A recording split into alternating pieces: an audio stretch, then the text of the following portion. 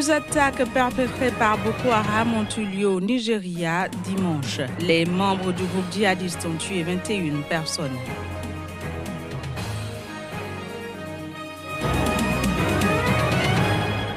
Lutte contre le braconnage en Afrique du Sud, à l'orphelinat pour rhinocéros de Limpopo, des danseurs classiques viennent en aide aux orphelins.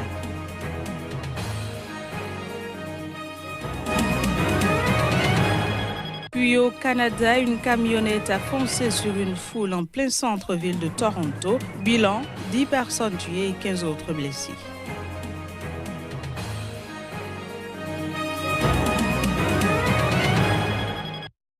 Voilà pour le sommaire, chers amis téléspectateurs. Bonjour et bienvenue sur Sika TV. Des djihadistes de Boko Haram ont tué 18 coupeurs de bois dans le nord-est du Nigeria ce dimanche au cours d'une attaque. 3 autres civils ont également été tués au passage de leur convoi sur une mine. Les précisions dans cet élément.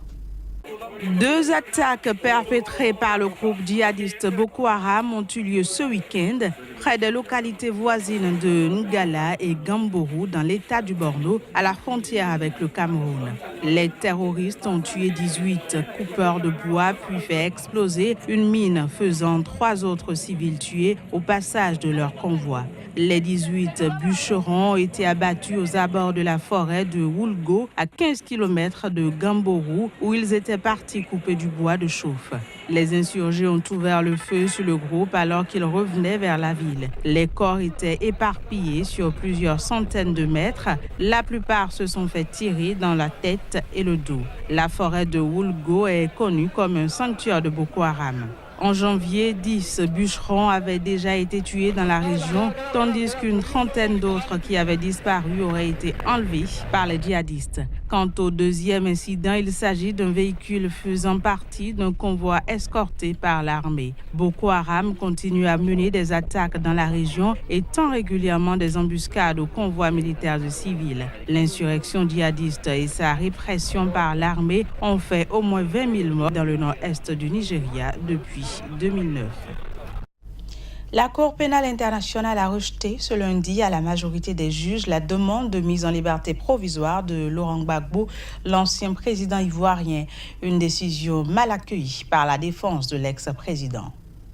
La chambre de première instance de la Cour pénale internationale a refusé une énième demande de mise en liberté provisoire à l'ancien président ivoirien Laurent Gbagbo. La Cour qui a siégé le 20 avril dernier n'a pas retenu l'argument des avocats de la défense, faisant état d'une dégradation de la santé de Laurent Gbagbo. Les juges ont estimé à l'unanimité qu'il n'en est rien, concluant qu'il n'y a aucun élément nouveau justifiant la mise en liberté provisoire de l'ancien chef d'État ivoirien, incarcéré depuis 2012 à la Cour pénale internationale. Suite à cette décision, Maître Abiba Touré, l'une des avocates de l'ancien président, se dit déçue, car selon elle, sur le plan juridique, rien ne justifie une telle décision de la Cour pénale internationale. Depuis 2012, que dure la détention de Laurent Gbagbo à la Cour pénale internationale, toutes les demandes de mise en liberté provisoire déposées par ses avocats ont été rejetées. Et ce dernier rejet porte à au moins 12 le nombre de demandes de mise en liberté provisoire rejetées par les juges. L'ancien président Laurent Gbagbo et son ex-ministre de la Jeunesse, Charles Blé Koudé, sont détenus à la Cour pénale internationale respectivement depuis novembre 2011 et mars 2014. Le 17 août 2017, À Madagascar, des centaines de partisans de l'opposition ont à nouveau manifesté dans la capitale. Objectif, dénoncer la répression meurtrière du rassemblement antigouvernemental le samedi dernier. Dès les premières heures, militaires et policiers en armes ont interdit les accès à la place du 13 mai aux protestataires avant de se retirer en fin de matinée. Reportage. Des partisans de l'opposition malgache ont à nouveau défié ce lundi le président Eri Rajaonarimampianine dans la capitale Antananarivo. Ils étaient des centaines à manifester pour dénoncer la répression meurtrière du rassemblement antigouvernemental de samedi dernier qui avait fait 2 morts et 16 blessés selon un bilan provisoire de sources hospitalières. Militaires et policiers en armes ont d'abord interdit ce lundi les accès à la place du 13 mai aux protestataires avant de se retirer en fin de matinée.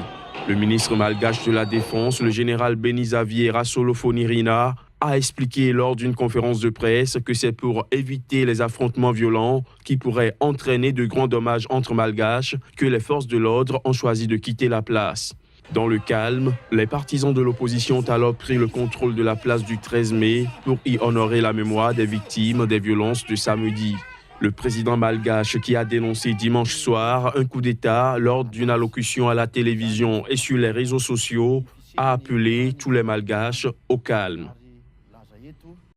En République démocratique du Congo, le gouverneur de la ville de Kinshasa a autorisé ce lundi le parti historique d'opposition Union pour la démocratie et le progrès social, UDPS, à tenir un meeting. Une première depuis septembre 2016 où les dernières manifestations contre le pouvoir du président Joseph Kabila ont été réprimées. Dans le sang, voici le reportage. C'est une grande première en République démocratique du Congo. Le pouvoir a autorisé ce lundi un meeting du parti historique d'opposition Union pour la démocratie et le progrès social UDPS, et ce, alors que les manifestations de l'opposition sont interdites et souvent réprimées par les forces de l'ordre depuis fin 2016. Ce meeting de l'opposition autorisé par le pouvoir se fait à l'appel de Félix Tshisekedi, le tout nouveau président de l'UDPS. Ce dernier compte haranguer les foules ce mardi soir à Ndjili, un quartier populaire de Kinshasa. Et d'après son entourage, ce meeting sera l'occasion pour le leader de donner de grandes lignes de son projet de société en vue de la présidentielle prévue en décembre. André Kimbunta, le gouverneur de la ville de Kinshasa qui a autorisé cette manifestation de l'opposition, a même invité la police à sécuriser le site prévu pour le meeting. Par ailleurs, les autorités ont autorisé l'opposition à tenir cette réunion publique à l'occasion du 28e anniversaire des débuts du multipartisme. En effet, en République démocratique du Congo, le 24 avril est une date historique. L'ancien président Mobutu prononçait ce jour-là un discours historique qui marquait la fin du parti État. Ce revirement politique permettait la création de plusieurs partis politiques. En Afrique du Sud, selon les statistiques du gouvernement, plus d'un millier de rhinocéros ont été victimes de braconnage en 2017. Mais parmi les nombreuses initiatives qui existent pour défendre ces animaux, certaines sont plus originales que d'autres. À l'orphelinat pour rhinocéros de Limpopo, des danseurs classiques viennent en aide aux petits orphelins. Reportage. À l'orphelinat pour rhinocéros de Limpopo, en Afrique du Sud, les animaux reçoivent une fois par an une drôle de visite. Celle de danseurs classiques, en tutu et juste au corps. Depuis 4 ans, ils viennent des 4 coins du monde à l'occasion d'un spectacle intitulé « Ballet dans la savane ». Le ballet en Afrique du Sud se bat pour survivre, tout comme l'Afrique du Sud se bat pour lutter contre le braconnage des rhinocéros. Même si le gouvernement sud-africain a durci la législation contre les braconneurs et que le phénomène est à la baisse, plus d'1 millier de rhinocéros ont été tués en 2017. Cette organisation est la première du genre à accueillir les petits orphelins. Mais les amener jusqu'à l'âge adulte a un coût, près de $17 000 par mois et par animal. Au début, lorsqu'on accueille des petits, les filles sont avec eux 24 heures sur 24. Elles dorment avec eux, elles en prennent soin et leur donnent tout l'amour dont elles sont capables. Et après cela, nous commençons à couper le contact humain. Une fois par an, l'orphelinat se transforme en scène de danse pour récolter des fonds. Des ateliers sont également organisés par les professeurs au plus près des animaux. Ils espèrent ainsi sensibiliser dès le plus jeune âge à la situation des rhinocéros menacés par le braconnage. Sans ce ballet, certains d'entre nous ne sauraient pas à quel point le braconnage est un problème grave. Mais maintenant, j'ai vu à quel point les choses vont mal. Je sais qu'il y a du braconnage de rhinocéros, mais je ne savais pas que c'était aussi grave. Depuis sa création, le ballet dans la savane a gagné en popularité. Un premier pas de danse vers une plus grande défense des pachydermes dans le pays. Le Conseil de sécurité des Nations Unies doit se pencher mercredi prochain sur un projet de résolution sur le Sahara occidental porté par l'Espagne, la France, le Royaume-Uni et les États-Unis. Rabat est à l'offensive diplomatique. Plus de précisions à travers cet élément.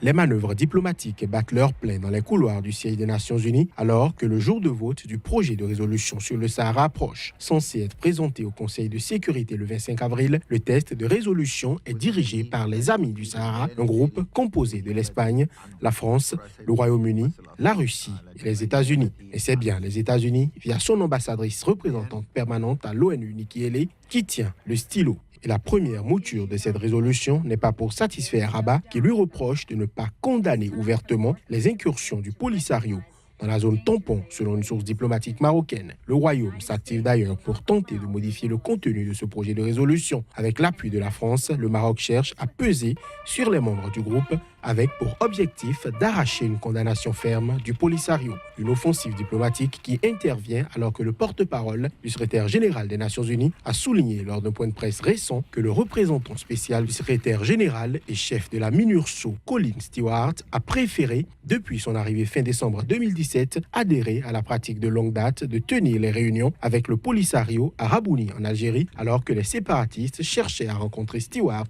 à Bir Larlou, localité située sur une zone de restriction. La MINURSO a informé le Conseil de sécurité que le 16 mars, dans la localité de Tifariti, les observateurs militaires de la MINURSO en service ont été interceptés par des membres armés du Front Polisario qui ont procédé à des tirs de sommation, a par ailleurs apporté le porte-parole du secrétaire général des Nations Unies. Une déclaration qui fait écho aux dénonciations du Maroc, dont le ministre des Affaires étrangères Nasser Bourita dénonçait début avril des provocations, des manœuvres du Polisario encouragées par l'Algérie pour modifier le statut de cette zone tampon. Et pour contrer l'offensive diplomatique marocaine, le Polisario a rendu public la semaine dernière un mémorandum dans lequel il s'insurge contre ce qu'il qualifie de campagne médiatique et diplomatique frénétique de désinformation menée par Rabat.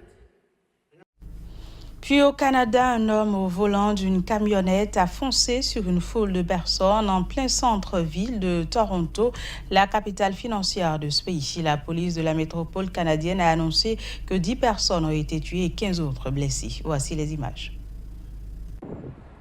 Le drame est survenu en plein centre-ville de Toronto, la capitale financière canadienne. Un homme fonçant au volant d'une camionnette a fait 9 morts et 16 blessés. La police a interpellé le suspect quelques centaines de mètres plus loin du lieu de l'incident. Quelques heures après le drame, les autorités n'avaient donné aucun motif permettant d'expliquer le geste du chauffeur. Mais pour la police locale, il s'agit d'un acte délibéré. En nous fondant sur les récits des témoins, le véhicule a commencé au nord sur Yonge Street depuis Finch et a roulé vers le sud sur les trottoirs à un moment donné, roulant vers le sud sur les voies pour aller au nord. D'une perspective générale, nous pouvons dire que cet acte semble clairement délibéré. Des ambulances et des véhicules de police ont rapidement été déployés sur les lieux de l'attaque et le secteur a été très vite bouclé par les forces de l'ordre. Selon un responsable hospitalier, 10 personnes ont été admises aux urgences de l'hôpital Sunnybrook. Toujours selon la même source, 2 personnes ont été déclarées mortes à leur arrivée et 5 autres sont toujours dans un état critique. Voilà, ce sera tout pour cette édition. Merci de l'avoir suivi. Très bonne suite de programme sur Sika. À très bientôt. Au revoir.